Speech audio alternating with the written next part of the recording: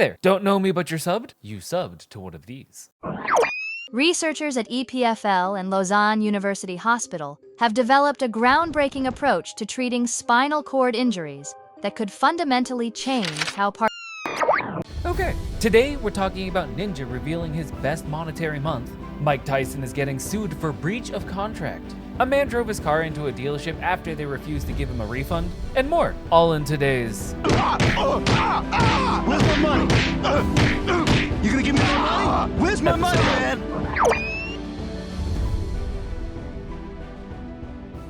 But before we start, smash that subscribe button. Things are happening all the time and you should know about it. Now, Alice, pull up that file on Ninja first.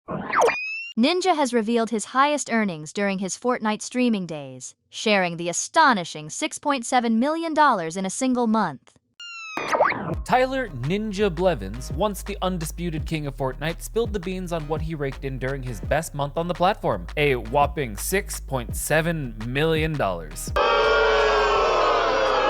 Of course, this was peak Ninja era where Fortnite was the gaming world's obsession. The haul was largely boosted by Fortnite's creator program, which incentivized player-driven content creation and promotion. Ninja described this period as his prime, where he capitalized on Fortnite's astronomical popularity, making him a household name. During the time, he was making appearances on late-night TV and even headlining New Year's Eve celebrations in Times Square. His chat with fellow streamer Stable Ronaldo during a December 8th broadcast also highlighted some personal growth.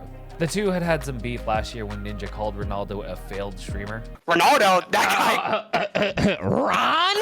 Ronaldo, dude? Bro. Dude fell off harder than I did, bro. Such harsh words. So I'm curious to know how much he's still pulling in. I'm sure new era streamers like Kai or Speed are pulling in more on a regular basis right now, but I'm very curious to know who holds the record for the most in a month. Oh, and also, stop giving streamers so much money. You gonna give me my money? Where's my money, man? Nearly $7 million in a month is a bit extreme, isn't it? Probably could have put that to better use or something, I don't know. Mike Tyson is facing a lawsuit for wrongfully terminating a promotional contract to prioritize a high-profile fight with Jake Paul. Alright, so Mike Tyson is being sued by Meteor. I think I said that right. I don't really care to look it up. I don't know these people. Sorry if you're disappointed in me. A company that promotes the betting firm Rabona sounds like Albonia, which is what they're gonna do. They're claiming Tyson ditched their promotional deal back in March, which was signed earlier in January, all underneath the guise that Meteor broke the agreement. But Meteor says Tyson actually bailed because he landed a much flashier gig, a fight with Jake Paul, backed by none other than Netflix. And now Meteor's demanding their money back, specifically over $800,000 in fees they paid him for services he allegedly didn't deliver, and another $729,000 they said they burned on promotional and production costs. And in case you missed the fight somehow, Tyson, who's 58 years old, reportedly raked in $20 million for that 8-round ballet dance with Jake Paul, which ended in unanimous decision for Paul. My ass. On Tyson's side, his legal team is sticking to the narrative that Meteor is the one who breached the contract by not running promotional materials past Mike for approval. In all honesty, if he did pull $20 million because he allegedly broke a contract, he should probably just pay the $1.5 million. It's just a speed bump with that kind of money. Don't deal with the headache. Fucking rich people problems. You suck! A man in Utah drove his car through a dealership storefront after being denied a refund for a recently purchased vehicle. All right, buckle up for this one. No? No one? You guys suck. A man named Michael Lee Murray, age 35, went full demolition derby on a Mazda dealership in Sandy, Utah.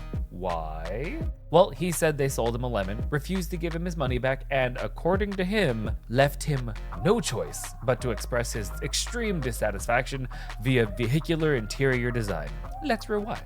Earlier that day, Murray had bought a Subaru Outback from Tyndale Mazda Southtown. Just a few hours later, he showed back up at the dealership demanding a refund, saying the car wasn't up to snuff. You gonna give me my money? Where's my money, man? The dealership, citing their as-is sale policy, refused. That's when, according to police, Murray told them he was gonna drive his car through the front door. And he actually did it. You know, I kinda gotta applaud this man for at least being a man of his word. At around 4 p.m., Murray smashed the Subaru through the dealership's glass doors, leaving the car entirely inside the building. The crash caused an estimated $10,000 in damage, shattering glass, destroying the front desk area, and damaging another car inside the showroom. A video of the incident shows the chaos in all its glory.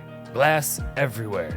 Shocked employees, and Murray casually stepping out of the car like he just parked it. I mean, he did just park it. After the crash, Murray seemed remarkably nonchalant. He reportedly walked in and out of the dealership, rolled up his sleeves, and even checked to see if anyone was under the car. Thankfully, no injuries. Employees later turned off the car and cleared the wreckage, all while Murray grabbed his jacket and strolled out like he had just finished a day at the office. Obviously, police arrested him soon after, and he's now facing felony criminal mischief charges along with reckless endangerment and economic interruption, both misdemeanors. He was booked into Salt Lake County Jail, but has since been released. Hundreds of vials containing live viruses have gone missing from a lab in Queensland, Australia, prompting an investigation into a breach of biosecurity protocols. There's something familiar here. I don't know why. Anyways, we've got a situation in Queensland where 323 vials of live viruses have gone MIA. And of course, these aren't just any viruses, because why would they be? I'm gonna butcher some of these, but they include the Hendra virus, which has a fatality rate of 57% in humans, the Lissa virus, which is similar to rabies, and the hantavirus, known for causing respiratory illness with a nearly 40% mortality rate. So, you know, at least it's not as bad as the first one. Apparently, in 2021?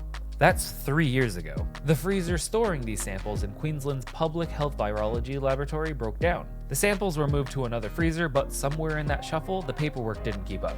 Fast forward to August 2023. Wait, that's last year.